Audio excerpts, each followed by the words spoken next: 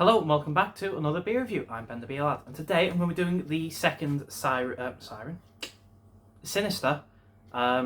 beer. This one, what's it called?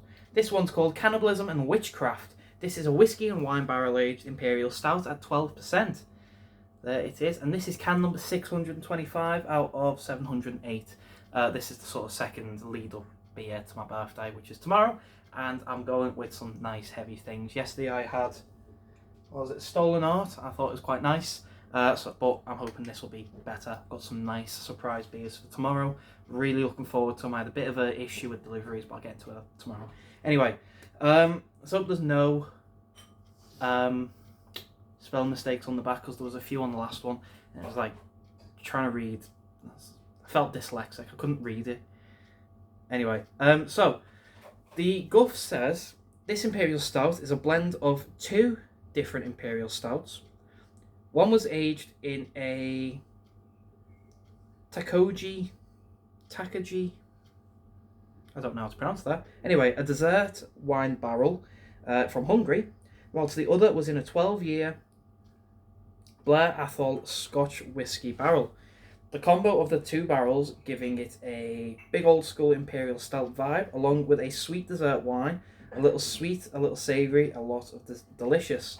This Imperial is ready to be drunk now, hopefully with a mate, because as the Portman group so helpfully pointed out, this can contain more than 4 units of alcohol, and clearly you can't be trusted to figure this out by yourself.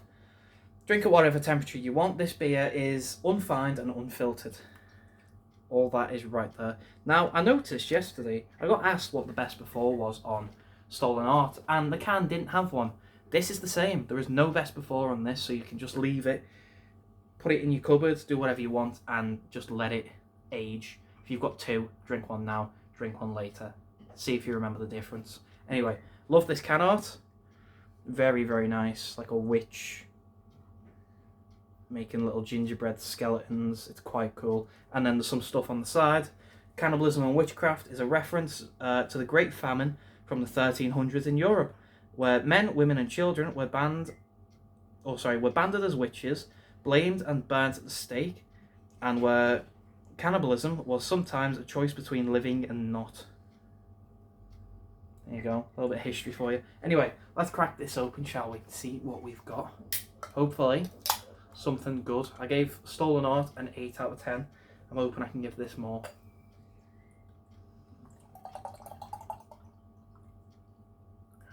I'm going to do half a glass. Just see if I can get... Yeah, there you go. Nice alcohol ring on it, and you can even see the sugar all on the inside of the beer. Looks lovely. Jet black beer with a nice tanned, very, very fine, but tanned head. Looks great. Let's get a smell and see what we get, shall we? It's woody, it's oaky, it's a nice whiskey smell to it as well. A hint of red wine and like grapes, but not in massive. Roasted malts, coffee, dark chocolate. Oh, it smells fantastic. Let's get a mouthful for body and carb.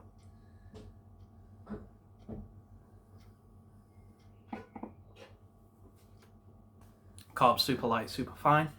Body's a light medium, medium a push. Yeah, so far so good. Let's get a big old taste, shall we? Looking forward to this. Cheers.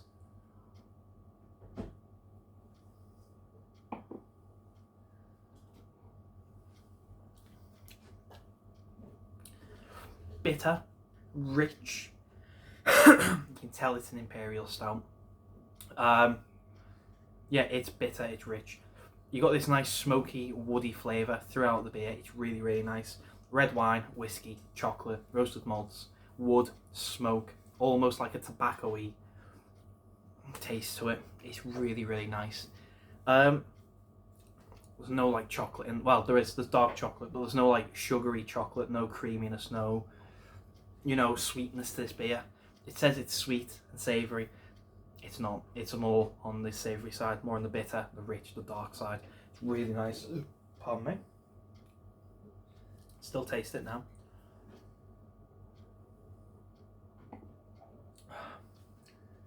first thing you get whiskey. Followed up really, really closely with roasted malts and the wood, sort of like an oak barrel flavour. That lingers, that just stays, the whiskey and the oak barrel. That moves, and you've got this like this very slight dark chocolatey bitterness to it, smoke and a bit of tobacco sort of flavours. It's really, really nice. You get the red wine at the end, but the whiskey is just staying. It sticks, it lingers. It's this nice, it goes from being quite strong and the first thing you taste to a nice subtle flavour throughout the rest of the beer. It's really, really well balanced. It's very, very good. Yeah, you've got your dark chocolate in there, your smoke, your tobacco, and then yeah, the red wine. It's got this nice, very slight but not overly fruity flavour. It's more the booze of the wine that comes through, as well as the booze of the whiskey.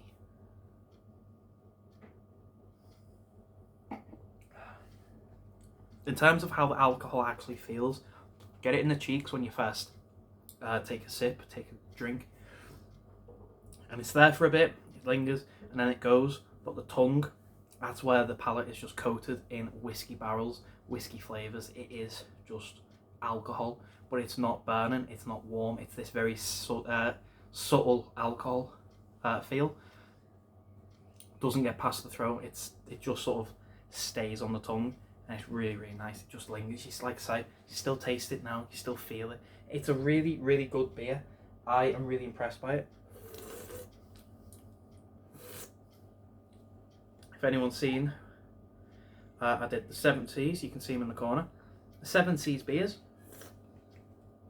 and I was impressed by them. Most of them. Heaven Hill barrels are always my favourite. Don't know why. Just taste really good. But there's a whiskey one in there somewhere. That was nice, from what I remember. It was just the rum ones I didn't like. Anyway, this is sort of reminds me of that. The whiskey flavours from the 7 Seas sort of remind me. This beer, so, you know, kind of get the two. You can tell them apart easily. Don't get me wrong, but it brings me back to that. Get this nice, yeah, whiskey flavour in a stout. It's really nice. Yeah. I like it, so I'm going to go away and drink it. 12%, aside from getting it in the mouth, you can't feel it anywhere else. Like I say, you don't get it in the stomach, you don't get it in the throat, nothing like that. And the bit that you do get in the mouth is subtle. It's not this overpowering, really strong, annoying alcohol. It's this nice, subtle, warm feeling, just to remind you it's on the stronger side. Don't be chugging it. But anyway, so Sinister Brews, Cannibalism and Witchcraft, whiskey and whiskey and wine barrel aged Imperial Stout at 12%.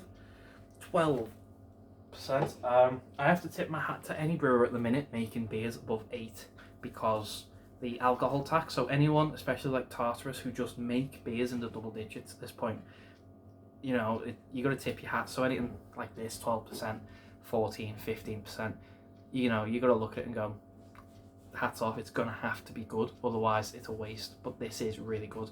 Out of 10, it's a solid 9 out of 10. I think it's really, really nice. I think it is better than the Stolen Art, which I had yesterday. That one was good, it was nice, but this one's just better. So yeah, if you've had this before, please let me know. Let me know what you think, if you like it, if you don't. If you've got a second or third of these, if you've got a couple, try one now, give it a go, and then have your second or third one whenever you want it. Save it for the future, you know, why not? It'll last, it'll age well. But yeah, if you haven't had this, I'll leave a link to Sinister, but you can't get their beers on their website. They sell them to a list of people, and the list is on there, so if it's near you, go and give it a go. This one was sold out in Market Bottle Shop, so there's no point going there unless you want Stolen Art, then they've only got a couple. But yeah, this is sold out in the Market Bottle Shop, so you can't get this anymore.